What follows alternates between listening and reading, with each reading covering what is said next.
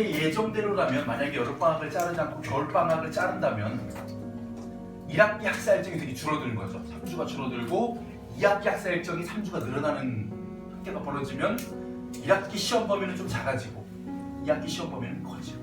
중요한 건 뭐냐면 문학을 원래 1학기 때 다 마쳐야 돼요. 2학기 가면 이제 언어와 매체라는 또 새로운 과목 공부해야 되는데 제 예상대로라면 아마 1학기 때 이걸 다 못 마치고 남겨놨다가 2학기 때 작년도 비슷한 상태가 있었는데 언어와 매체라는 그러니까 문법 과목이거든. 여기에다가 문학을 섞어가지고 출제하는 경우가 있는데 원래는 거의 100%로 보입니다. 그러니까 1학기 때 다 못 마칠 거고 교과서를 하면서 아니면 많이 버리겠지. 보통 버리는 게 뭘 버리냐면요. 해외 문학 작품을 버려요. 뒤에 가면 로미오 줄리엣 나오거든요. 이런 거 버리고 또 뭐 버리냐면 우리 조선족 뒤에 가보면 천지국과 백두산이라는 작품이 있는데 이런 거 버리고. 그러니까 선생님들이 판단하기에 아무래도 문학의 핵심은 현대시, 고전시가 현대소설, 고전산물이다라고 보고 요 외적인 작품들을 많이 버리시거나 아니면 좀 이제 꼼꼼히 나가면서 어쨌든 2학기 때 좀 시간 여유가 있으니까 그때 좀 출제를 하겠다라고 해서 남겨두는 것도 있겠죠. 일단 우리는 정주행을 해나가면서 최대한 꼼꼼하게 공부를 하면서 이 생각을 해야 돼. 일단은 지금은 많은 걸 다 끄집어내 낸 다음에 여기에서 우리가 중요한 것들끼리 나중에 또 편집을 해야 돼요. 그래서 만약에 송민국에서 문제가 나온다면 이런 문제가 나와야 된다라고 여러분들이 예측하는 단계까지 있잖아요. 가려면 일단은 수업 시간에 최대한 많은 걸 이제 뽑아내야 되고 학교가 이제 시작을 안 했는데 나중에 여러분들이 그 작업도 해줘야 됩니다. 뭐냐면 A 선생님하고 B 선생님이 각각 다른 반을 수업하게 되잖아. 공유를 해야 돼. 왜요? 난 우리 선생님이 우리에게만 가르치는 정보를 다른 반에게 넘겨주기 싫은데요? 역으로 그 선생님에 대한 정보를 또 받아야 될 때가 있거든. 작년에 겪어봤잖아. 내가 수업을 듣지 않은 선생님이 내 문제를 풀어야 했다. 어떤 반은 석종쌤 수업 들었는데 은석쌤도 문제 풀어야 되고 어떤 반은 은석쌤 수업 들었는데 석종쌤 내 문제 풀어야 되고 이런 일이 벌어지잖아. 우리도 마찬가지야. 그러니까 항상 우리 선생님은 요걸 이런 식으로 가르쳤습니다 라고 해가지고 서로 이게 의견 교환이 돼야 돼. 그래서 선생님이 정리를 해줘야 돼. 니네끼리 싸우지 마잉. 니네끼리 서로 막 난 저 친구가 마음에 안 들어서 안 가르쳐 줄 거예요 이렇게 하지 말고. 알겠지? 우리는 일단 다 여기서 그거를 이제 합치는 작업을 해야 됩니다. 그래서 학교가 개강이 되면요 최대한 많이 여러분이 그 정보를 저한테 알려주셔야 돼요. 아시겠죠? 우리 선생님이 이 부분에 대해서 이런 방향까지 막 나갔어요 이런 걸 얘기해 주셔야 돼요. 참고로 뭐 일단은 담임이라든가 교과 선생님들은 이미 배치 확정이 끝났기 때문에 그 제가 말씀드렸던 그 위험 요소이신 그 선생님, 그 시험 문제 풀어가게 되신 선생님이 3학년으로 따라 올라갔기 때문에 여러분들은 이번에 큰 변수를 가져다 주는 선생님은 아마 수업을 안 하실 거예요. 그래서 거의 뭐 작년하고 크게 다르지 않은 난이도 그런 정도의 수업 받고 시험을 보게 되겠죠. 변호사 아마 그냥 하시지 않을까요? 작년에 그 1학년 양단에 걸치도 올해도 2학년, 1학년 이제 두 파트로 나눠 수업하시면 이제 문학의 좀 일부분을 병건 선생님이 쭉 다 들어와서 수업하는 부분도 있을 거고. 됐죠? 자, 미스터 방 이어서 볼 텐데 지난 시간에 핵심적인 내용이 뭐였냐면 현재 미스터 방이 백주서와 술을 마시는 장면이에요. 술을 마시는 장면에서 중요한 건 서술자입니다. 서술자가 지금 이 미스터 방이건 방산복이건 백주사건 간에 다 싫어. 얄미워. 왜 싫어? 나쁜 사람이야. 왜 나빠? 백주사는 친일파였고 미스터 방은 해방 직후 미 군정기 요 시기를 틈타가지고 권력을 다른 사람의 권력을 등려은 기회주의자거든. 이런 비판적인 대상을 어떤 방법으로 일단은 이제 봐봐. 독자를 자기로 끌어당겨야 돼. 그러니까 제휴란 게 있어야 되거든. 그럼 어떻게 해야 됩니까? 독자들에게 친근감을 줄 수 있는 말투를 먼저 사용해야 돼요. 그래서 판소리의 구어체를 사용한다. 기억나시죠? 그러면서 독자를 끌어당겨. 그리고 중요한 게 뭐냐면 독자가 이렇게 서술자에게 신뢰감을 느끼기 시작하면 서술자가 하는 말도 다 믿게 되죠. 그래서 서술자가 여기 나와 있는 백주사나 여기 있는 미스터 방을 비판하는 말들이 있잖아요. 이 말에 대한 신빙성이 높아지게 되죠. 그리고 등장인물의 말, 행동, 생각 등을요 다 뭐합니까? 그러니까 그 인물이 나쁜 인물임을 보여주기 위해 가지고 생각도 막 허세를 부리고 자기의 기세 등등한 모습을 보여주기도 하고 말, 심지어 행동 중에 이런 게 있었지. 미스터 방이 술을 먹으면서 라조기를 손가락으로 집어서 으득으득 씹고 막 손등으로 닦고 이런 장면, 그러니까 교양이 없는 모습을 통해 가지고 겉모습은 바뀌었지만 본질은 바뀌지 않는, 즉 이제 한때 그 막대 먹었던 시절의 그 방산복의 모습을 그대로 보여주는 장면을 통해 가지고 인물을 풍자하고 있다는 걸 여러분들이 확인하셔야 되죠. 자, 여기까지 보고 마지막 부분에 기억나는 게 뭐였냐면 이 방산복이 또 하나 안 좋은 점이 있죠. 아무리 백주사가 지금 현재 뭐 재산도 잃고 권력도 잃었지만 그래도 어른인데 어떻게 했어? 원래 뭐 백상은 이렇게, 백상이 요즘 표현은 뭐예요? 백신은 이런 표현이죠. 거기다가 원래 몇이시지? 뭐 조백이구만, 뭐 이런 식으로 되게 예의 없는 말을 합니다. 이것에 대해 가지고 백주사는 어떻게 해요? 겉으로는 맞장구로 쳐주면서 비율을 맞추죠. 근데 마음속으로는 괘씸합니다. 괘씸함이 어디에 다달하게 나오기 시작합니다. 보세요. 향리의 예법으로, 그럼 이 향리의 예법 하게 되면 옛날 시골 마을에서, 시골이 아니더라도 우리나라의 전통적으로 예법이란 걸 보면 뭐가 있었습니까? 어른에 대해서 공경을 해야 되잖아요. 장유유선한 게 있었잖아요. 근데 10년 장이면 절하고 배워야 된다. 무슨 얘기냐? 자기보다 10년이 10살이 장, 어른 장자입니다. 어른이면 절부터 하고, 아이고 어르신, 백주사 어르신 인사드립니다 하고 절하고, 그가 별거 없으셨는지요? 어쩐 일로 오셨습니까? 하면서 술도 이렇게 앞에 들고 마시는 게 아니지. 그 맥주가 소주가 양주건 간에 옆으로 돌려서 마셔야 돼요. 근데 지금 미스터 방 어떻게 하고 있냐 보세요. 무릎을 꿇고 앉아야 하고 말은 깍듯이 공대를 해야 하고, 그 앞에서 주초, 이 주자가 술주자고요, 초는 연초입니다. 담배예요. 그러니까 어른 앞에서 술, 담배는 당치 않고 마땅치 않고, 막부득이한 경우면 모로 앉아서, 옆으로 앉아서 잔을 마셔야 된다. 그런 것을, 자, 여기서 지금 누가 백주사가 생각하는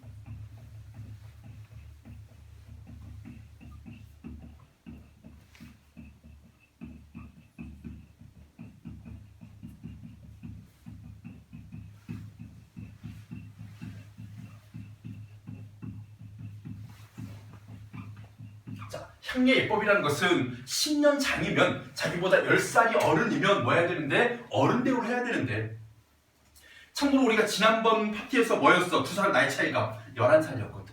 10살 넘어가. 그래서 인사도 해야 되고 무릎도 꿇어야 되고 말은 깍듯이 공대를 해야 되고 주초는 마땅치 않고 막부득이하게 술을 먹어야 되는 경우면 모로 앉아 술을 마셔야 되는데, 그런 것을, 자, 실제 지금 누구는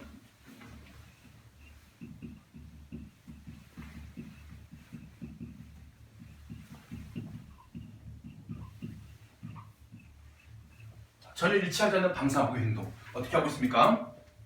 마치 제 연갑 친구나 타관 나그네기나 대하는 것처럼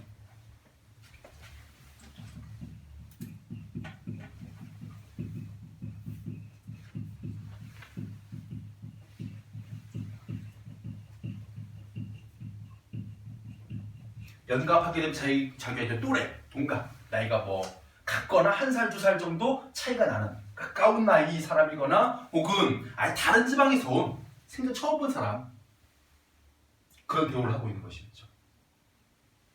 향리 예법에 어긋난 이런 방사복의 행동, 당연히 뭘 느낄까요? 괘씸함을 느끼겠죠.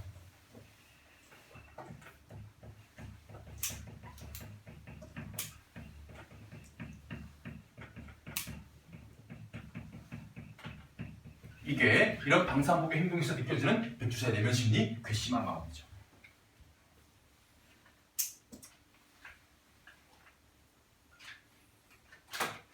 방산복이 또래 친구나 타관 나그네에게 대하는 것처럼 백상, 술 드시우, 조백이시지 하고 말버릇이 고약해. 발 기키고 앉아서, 발 기키고 앉았다는 얘기는 무슨 얘기냐면요, 무릎을 꿇지 않고, 어른들 할 때 무릎을 꿇고 앉아야 되는데 그냥 양반들하고 앉은 거야. 그냥 발 기키고 앉아서 정면하고, 그러니까 옆으로 모로 틀어가지고 술을 마시는 게 아니라 그냥 얼굴 마주대고 술을 먹으면서 심지어는 담배까지 뻐끔뻐끔 피워댑니다.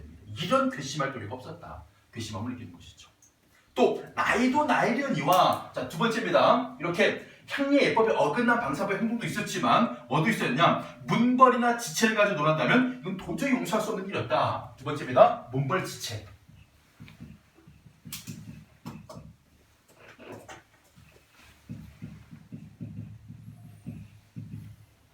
참고로 문벌하게 되면요, 옛날 한 집안, 가문이 되게 예를 들어 가지고 뭐 공을 많이 세우거나 뭐 뛰어난 학식이 있거나 높은 벼슬을 냈거나 이런 사람들이 모여서 하나의 문벌을 이루죠. 옛날에 왜 그거 있었잖아. 태조정치 했던 사람들, 안동김 씨다 어디 막 이렇게 풍양조 씨다 나오잖아요. 이게 다 문벌이에요. 돈을 가지고 그 벌을 형성하면 재벌이 되는 것처럼 한 가문이 자신들도 위세를 가지고 파벌을 형성하는 게 문벌이 되죠. 지체하게 되면 그 사람의 어떤 신분의 높고낮음을 얘기하는 것이죠. 이것이 뭐합니까? 지금 이 백주사 같은 경우에는 상당히 문벌도 높고 지체도 높은 집안이었습니다. 누구와? 방산복과는 비교할 수 없을 정도로 이런 상황이었거든.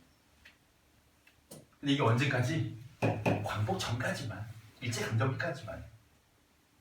이런 상황에서 자, 일단은 누구의 이야기? 백주사 얘기 좀 해보겠습니다. 이래 보여도 나는, 자, 이래 보여도 나는, 잠깐 보세요. 참고로 지금 이 작품의 시점이 뭐였어요? 우리 지난 시간까지 확인했던 거. 한 번도 나란 표현이 없었거든? 그럼 뭐 나그네와 뭐 주인 아니면 뭐 백주사, 방사복 이런 식으로 등장인물의 이름을 제시하고 서술자가 작품 외부에 있으면서 모든 사건의 전말도 알고 있고 인물의 심리도 알고 있고 심지어는 이 서술자를 독자를 끌어당기는 표현까지 사용하는 전지적 작가 시점이거든요. 근데 나가 나옵니다. 이거는 뭐냐? 바로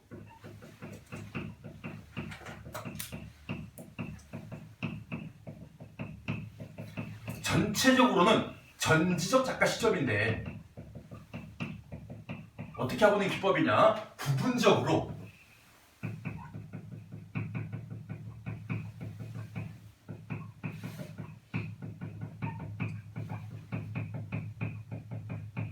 백주사의 시점을 선택하는 방법. 그렇죠. 백주사가 주인공은 아니야. 이게 미스터 바이거든, 소설 제목이. 그러니까 그 인물 중에 한 명의 시점을 선택하는 방법. 그래서 부분적으로 등장인물의 시점을 선택하는 기법이 간혹 보여요. 전체적으로는 전적 작가 시점이지만 또 시점이 바뀐 건 아닙니다. 부분적으로 거기에는 한 인물의 내면을 그 사람의 시점으로 들어가는 서술하는 방법. 이런 표현법이 뭐 여기도 있지만요. 예전에 염상섭이라는 소설가의 3대 라는 소설이 있는데 이 작품도 전체적으로는 전지적이에요. 근데 간혹 가다가 중간중간에 이 3대에 해당되는 인물이 있습니다. 조의관이나 조상훈이나 손자인 조덕기 이렇게 3대거든. 그래서 어떤 때는 조의관의 시점으로 뭐 아들이 괘씸하게 짝이 없었다. 또는 조상훈의 시점으로 아버지가 참 원망스러웠다.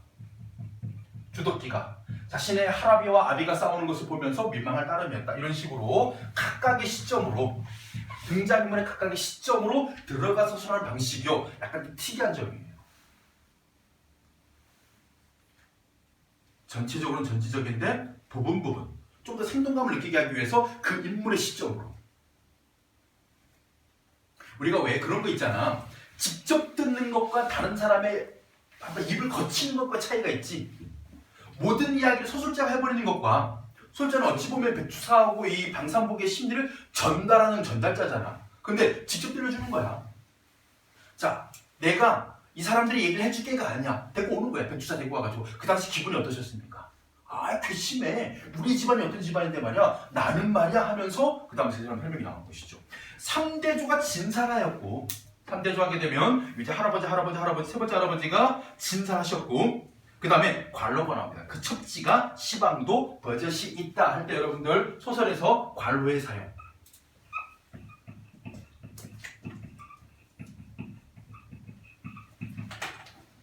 보통 관로의 내용은요. 앞에 나와 있는 내용을 뭐 보충 설명하거나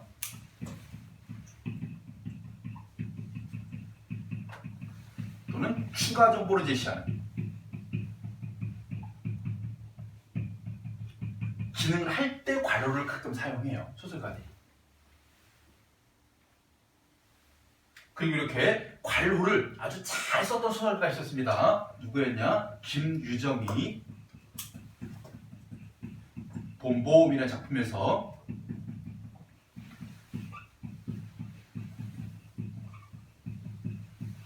이 관로를 사용해서 보충 설명을 하거나 추가 정보를 제시하기도 하죠.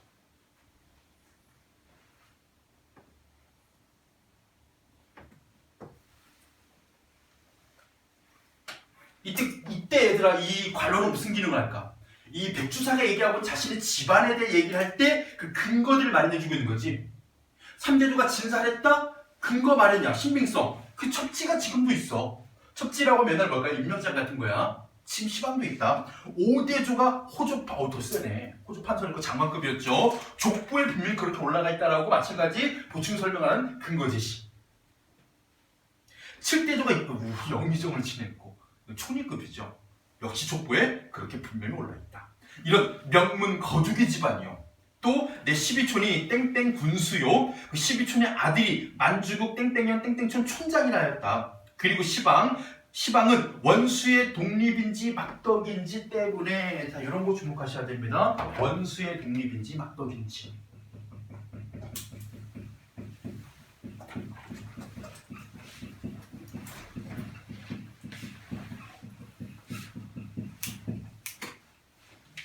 자, 일제강점기 끝나고 우리나라가 드디어 독립을 하게 됐습니다. 며칠 전에 3.1절이었죠. 근데 그 독립을 뭐라고 표현합니까? 원수의 독립이라고 표현했어요. 광복을 부정적으로 얘기하고 있는 것이죠. 바로 여기에서 백주사의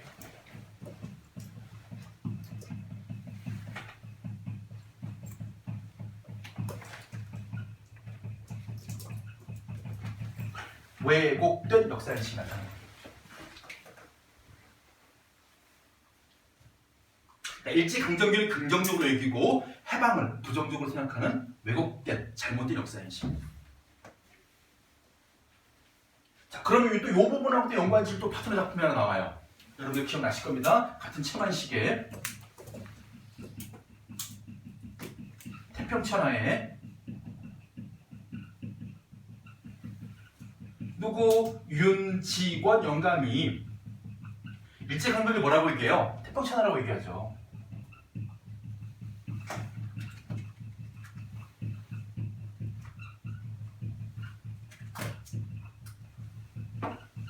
또 마찬가지 매혹된 영상식이 드러난 부분이죠.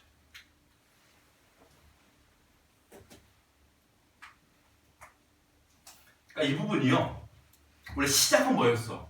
미스터 빵 방산복이가 지금 예의에 어긋나. 그리고 빗댈 것도 없는 가문에서 태어났는데 날 지금 무시하고 있어. 출발했는데 결국 뭐 한 거냐? 백주사는요. 자기 무덤을 파고 있는 거예요. 자신의 집안 내력을 얘기하고 여러 가지 상황을 얘기하다 보니까 백주사도 결국 어떤 인물이었구나? 부정적인 인물이구나가 털어나는 부분입니다. 계속 가볼게요. 자, 원수의 독립인지 막덕인지 때문에 그렇게 되었다지만 아무튼 2달 전까지도 어느 놈 그 앞에서 기침 한번 크게 못하던 백부장, 훈팔 등의 땡땡 경찰서 경제계 주임이던 백부장의 어르신네 이 백주사가 아닌가.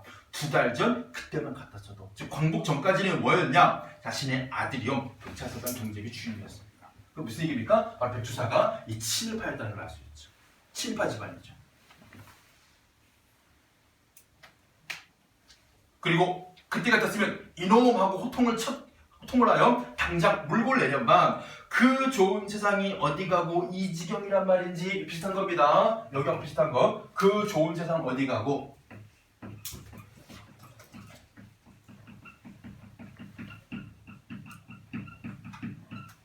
이 지경이냐 하는 부분도 마찬가지죠. 위에 있는 주사에 왜곡된 역사인식이 드러나는 부분.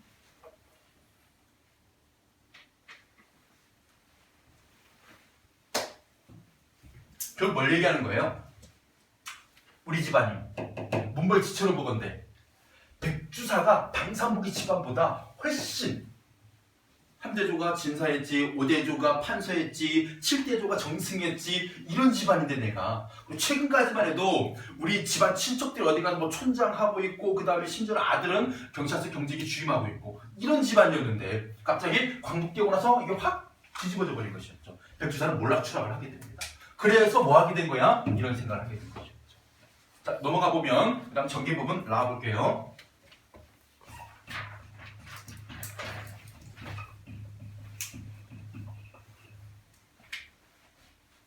하여튼 그만치나 혼란스러운 백주자에 되면 미스터 방의 근지야 아주 보잘것이 없었다 했을 때 미스터 방의 근지하게 되면 여기는 처지하고 비슷한 겁니다.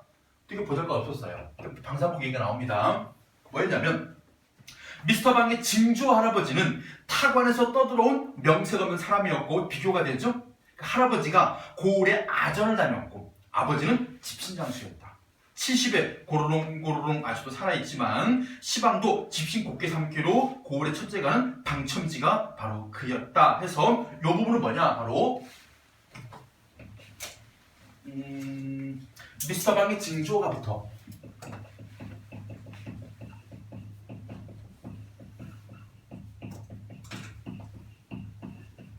시작해가지고 마지막 부분 어디까지 방첨지가 바로 그였다까지.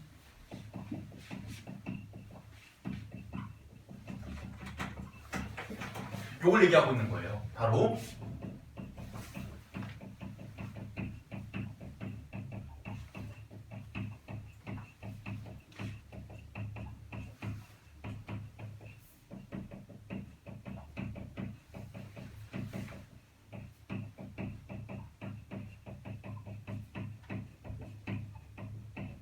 백두산 지방과 대비되고 있는 방산복 집안의 내력. 아주 천한. 그냥 떠돌이였고 고을의 아전이었고 집신장수였고 거기다가 자 그리고 이 방산복이는 하면서 방산복의 과거 경적이 드디어 나오기 시작하죠.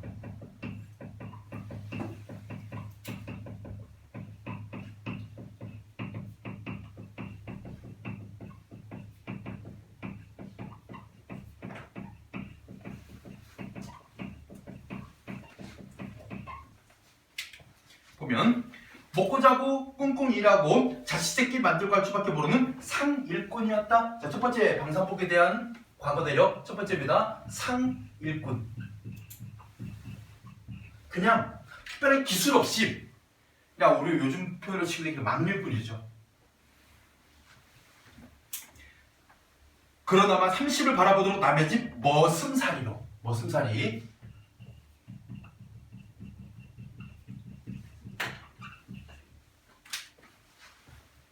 이 집 저 집 살고 다니는 콧빗두리 우리 이런 거 선생님 중요하다고 그랬죠. 콧빗두리 같은 경우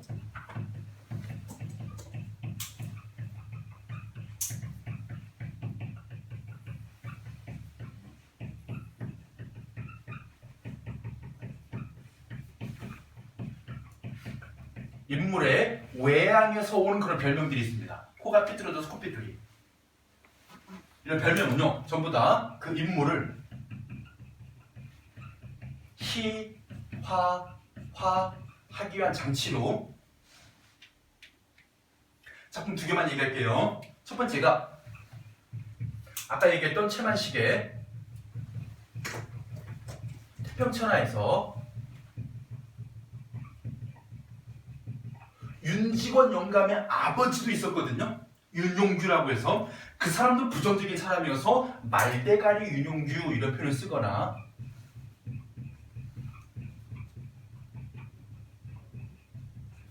즉 사람의 외양에서 온 별명을 붙여서 인물을 희화하는 경우 또 이런 경우도 있습니다. 우리 봉사탈춤 같은 경우에 양주 별산대 놀이도 포함시킬 수 있죠. 이런 탈춤에서 바로 양반탈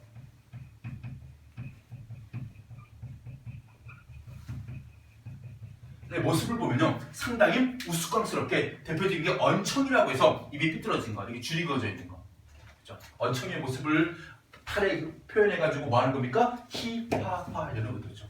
우스꽝스럽게.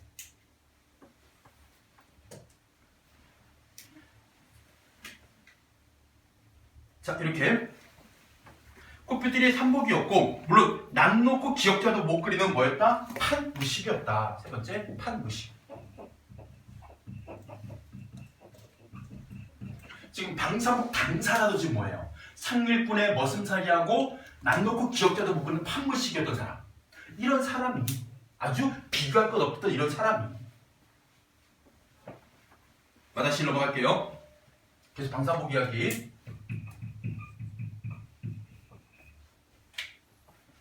상일군일 바엔 남의 세토마직이라도 얻어서 제 농사를 짓는 게 아니라, 그러니까 소작을 하는 게 아니라 30을 바라보도록 남의 집 머슴살이만 하고 다니던 코빼뚜리 삼복이가, 그러니까 이거야. 아예 봄이 되면 지주집안 가가지고 원래 제가 농사를 좀 지어보려고 합니다. 땅 5마지만 빌려주십시오. 그래, 소장님 얼마나 갚을 건가? 쌀 10마리꼴로 갚겠지. 갚겠습니다 해놓고 나서 말이 안 된다. 쌀 5마지기면 쌀 1마리. 5마지기에서 10마리 나와요. 1마리 갚겠습니다 해놓고 나서 아예 1년 내내 땅을 빌려가지고 자기가 관리하는 거야. 그리고 이제 소장님 바치고. 이렇게 할 줄도 몰랐어. 어떻게 하냐면 그냥 하루 가는 거야. 그냥 혹시 뭐 오늘 뭐 일꾼 필요합니까? 이거 와서 일을 좀 도와다오 하면 가서 일하고 그날 돈 받고 이렇게 사는 그런 머슴살이. 근데 이런 삼복이가 하루아침에 무슨 생각이 났던지 돈벌이를 간답시고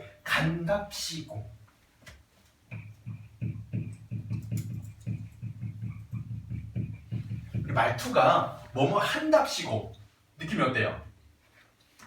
인물에 대해서 긍정이야 부정이야? 부정적인 뉘앙스 어투잖아요. 부정적 어조. 이런 어조 하나 안에서도 뭐하고 있습니까? 수속자가 인물에 대한 태도가 나타나죠.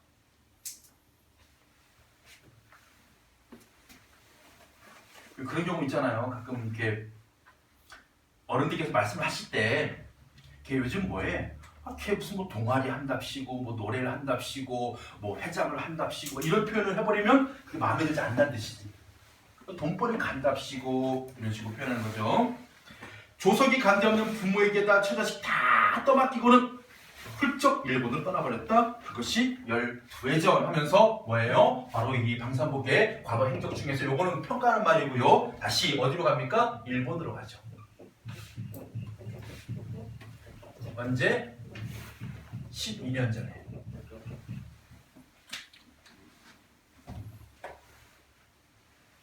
자, 넘어가기 전에 핵심 정리 2가지만 체크할게요. 첫 번째가 백주사가 아까 어때? 내면 심리는 되게 지금 미스터방이 괘씸해.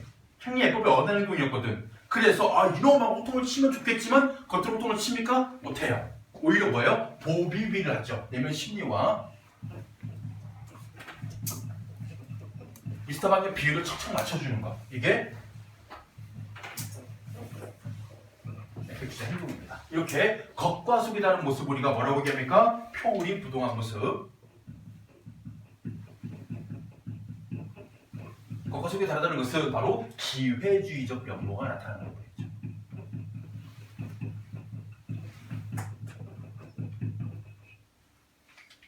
이게 뭐냐면 힘 있는 자에게 아부에서 빌붙어서 권력을 이용하려는 그런 기회주의적인 모습. 속으로는 되게 안 입고는데.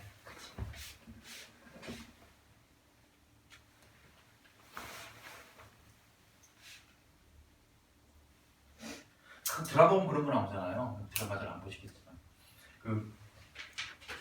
대기업 총수가 있고 총수의 뭐 아들 중에 한 명이 뭐 어떤 뭐 부서의 실장이야. 차를 벤츠 끌고 다닐 거고, 그치? 애가 옷은 간지나게 입고 다닐 거고, 근데 애가 표정은 싸가지가 없을 거고. 그런데도 불구하고 꼭 옆에 따라붙는 애들 있잖아. 나이 드신 분들. 이거 무슨 실장님 도련님 해가면서 이 총수 아들에게 잘 보여가지고 한잔 해보려는 사람. 물론 자기보다 나이가 어린데 자기한테 막대하고. 그런데도 불구하고 뭐 해야 돼? 참고 이분을 잘 모셔야 돼. 이런 태도가 지금 백주사에 보이는 태도예요. 기회주의적인 표리 부동한 면모. 두 번째입니다. 백주사 집안의 내력과 특성을 잘 보세요. 그러니까 과거에 상당히 훌륭한 집안이었죠. 근데 중요한 뭡니까? 개인적으로는요. 일제강점기 친율행위에 기대어서 부와 권력을 누리다가 해방 후에도 반성하지 않습니다. 그래서 조국의 독립을 원수를 여기는 왜곡된 연장의식을 가진 부분이죠. 그래서 명거주교란 집안의 허위적인 자부심을 가지고 있고 역사의식 없이 외세 빌부터 개인의 이익을 도모하는 기회주의적임을 딱 이거예요. 기회주의적인 인물이 바로 백주사에 대한 전반적인 평가죠.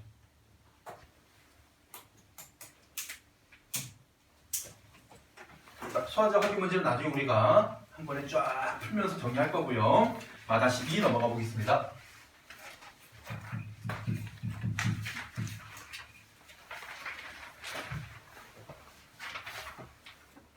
얼마 안 남았죠? 자, 계속 방산복 이야기예요. 방산복의 과거 이야기. 떠난 지 7, 8년을 별반 신통한 벌이도 못하는지 돈 한 푼 내보는 보내는 싹도 없더니 하루아침 느닷없이 중국 상해 와 있노라고 기별이 전해져 왔다. 자, 12년 전에 일본을 떠났다가 7, 8년 또 아무 일이 없었죠. 그래서 뭐합니까? 한 몇 년 전에 중국 상해로 가죠. 그래서 여기서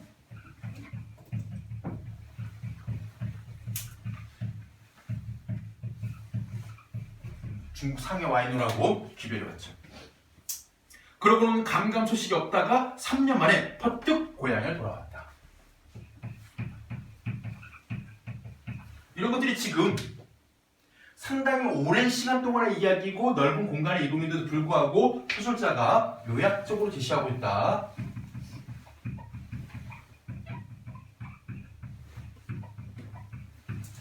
왜냐하면 그때 그 사건들이나 여러 가지 행적들은요 별반 중요한 내용은 아니었기 때문에 그냥 돈을 벌려고 갔는데 중요한 건 뭐냐면 돈도 벌지 못하고 그냥 여기저기 떠돌아다니던 신세였다. 만 보여주고 있는 겁니다.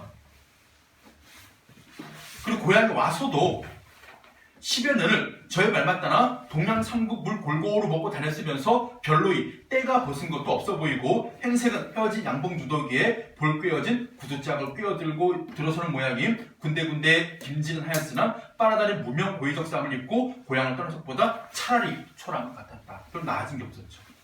늙은 어미와 아비의 젊은 가속이 뼈품으로 버는 것을 얻어먹으며 굶으며 하면서 한 1년 번두근거리고 놀더니 그러니까 고향에 돌아와서도 일은 안 해. 그러니까 아내가 번 거, 부모가 번 거 그냥 얻어먹고 사는 거야. 저기 회심이 들었는지 이번엔 서씨 데리고 어디로 갔다? 서울로 올라왔다. 그 다음에 어디로 갑니까? 서울로 이동하죠.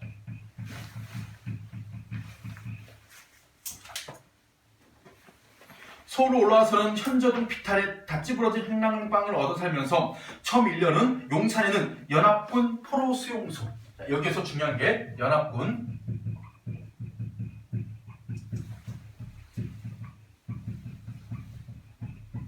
포로 수용소. 여기서요 중국 상해와 연합군 포로 수용소예요. 이 두 장소에 공통점이 있어요. 모두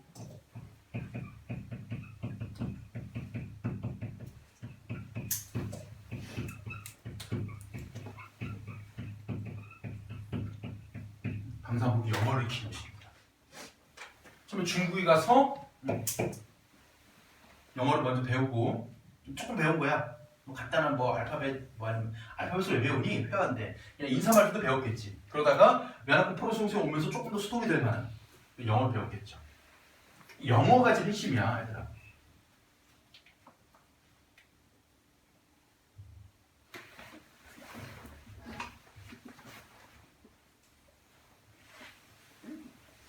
자, 포로 수용 다니며 입에 풀칠했고 이 동안 그는 상해에서 귀로 익힌 토막 영어가 조금 진보되었다. 이때 귀로 익힌 토막 영어가 이때 훨씬 더 진보하게 됐죠.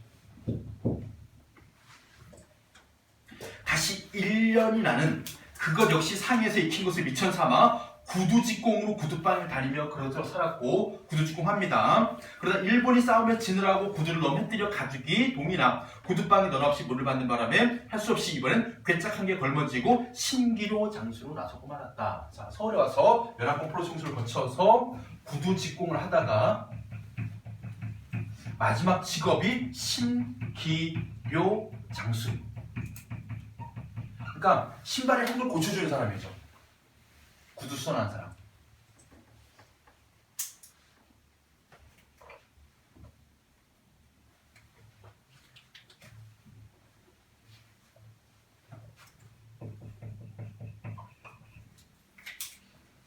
골목골목 돌아다니며 혹은 종로 복판의 한 길에 앉아 신기루 장수하자니 자연 서울로 온 고향 사람의 눈에 종종 띌 수밖에. 소식이 고향에 퍼지자 누구 한 사람은 칭찬은 없고 저마다 빈정거리는 소리뿐이었다.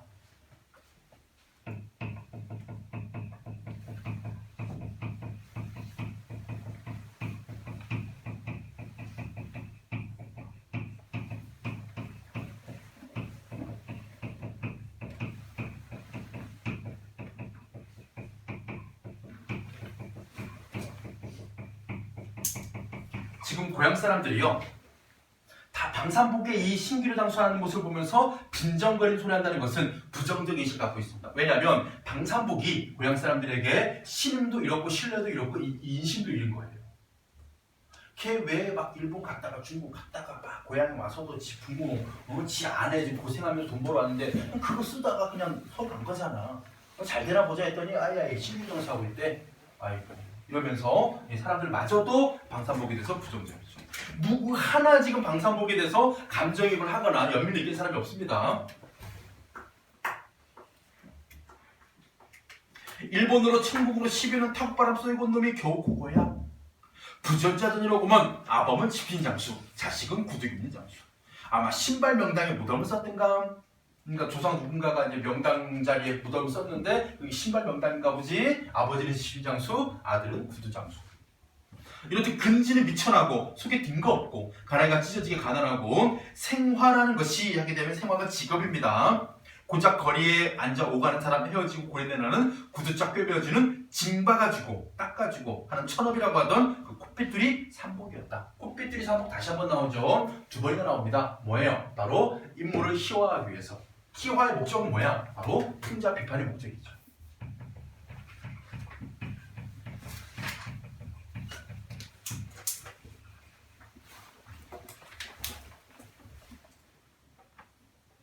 자, 여기까지가 뭐에 대한 이야기? 전개 부분 여기까지가 바로 미스터 방의 과거 행적. 집안은 어떤 집안이요? 지금까지 어떻게 쭉 지내오고 있었다. 물론 중요한 부분 하나 빠지긴 합니다. 정말 중요한 부분 뭐예요? 바로 이 미군 소위를 만난 장면. 거기는 뺐지만 그만의 과거 행적.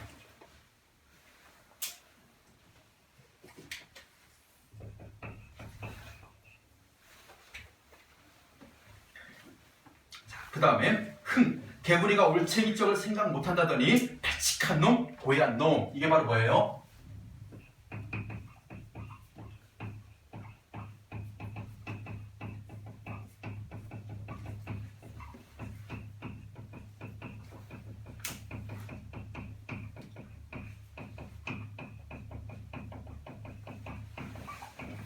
백주사 내면 심리입니다. 근데 이때 백주사가 얘기하고 있는요. 개구리, 올챙이.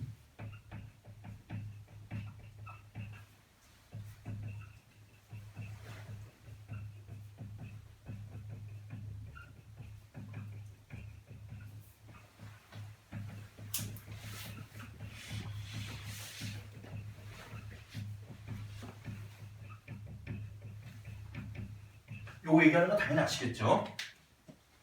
개구리 올챙이에서 생각 못한다는 건 지금의 이 미스터 방이 과거에 찢어지게 가난하고 미천하고 등기 없고 그랬던 신기루 장수였던 그런 방산복이가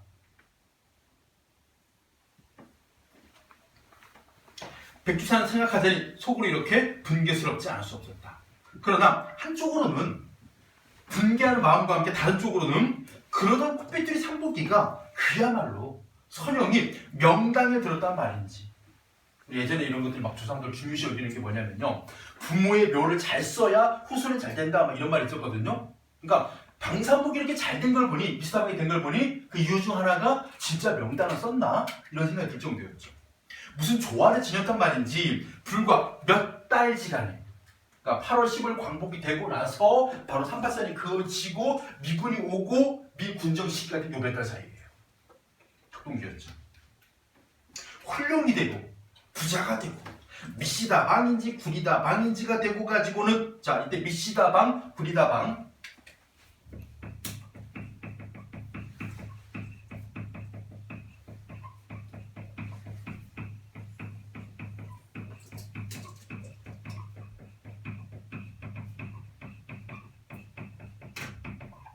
언어 유희가 사용된 부분이에요.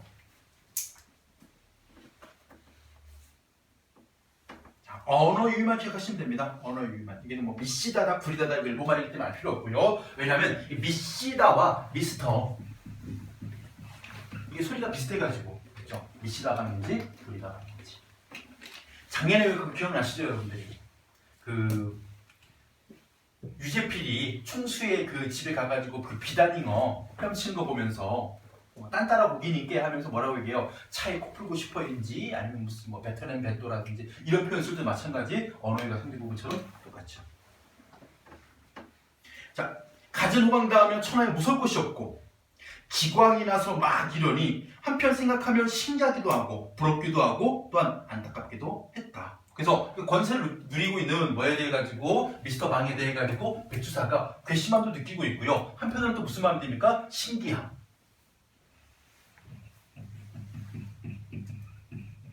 또는 부러움. 이런 심리들이 복합적으로 존재하죠.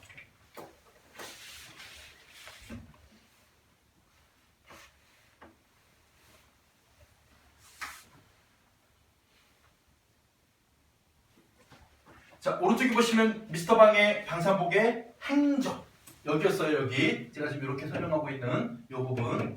자, 일단은 남의 집 머슴살이 상일꾼을 머슴살이 하던 판무식 미스터 방 방산복이 일본으로 가서 돈벌이를 갔는데 안돼 중국 상해로가 다시 서울로 돌아왔는데 고향으로 돌아가서 서울로 왔는데 이 부분에서 영어를 배웠다는 거 기억하셔야 되죠. 그리고 연합군 프로 선수 다니면서 영어가 진부했다. 구두 직공을 일하다가 신기루 장수가 된 게 마지막 직업이죠. 미스터 방이 되기 전까지. 그리고 미스터 방에는 백주사의 이중적인 심리가 있습니다. 뭐였냐? 되게 괘씸해. 그렇지만 뭐 또 있어? 신기하고 되게 부러운 마음 또는 뭐 안타까운 마음 이런 것들이 공존하는 그런 이중적인 심리가 나타난 부분도 확인이 됐죠. 자, 이렇게 해가지고 우리가 앞부분 내용 좀 보고요. 아달라까지만 좀 더 본 다음에 그 다음 중요한 부분 줄 거예요. 그 부분을 계속 볼게요. 아만 좀 더 보겠습니다. 사람의 운수는 참 모를 일이야. 백주사는 속으로 절절히 이렇게 탐복도 아니치 못하였다. 콧빛들이 삼복에 이 눈부신 발씨는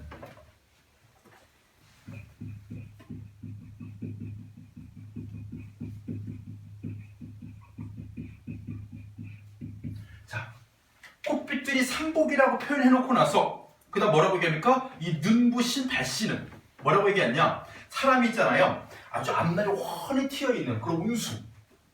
이것을 눈부신 발씨라고 표현하죠. 바로 뭐하고 있는 겁니까? 소술자의 표가가 어때요 지금? 그러니까 이 사람이 지금 이런 행동을 하는 게 말이 되지 않아 온당치 않아. 바로 소술자가 비꼬는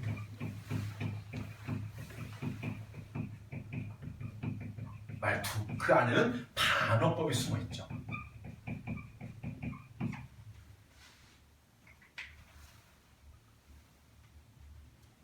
야, 너 정말 훌륭히 되었구나. 이런 식으로 비꼬는 말투를 반어법으로 쓰는 거죠.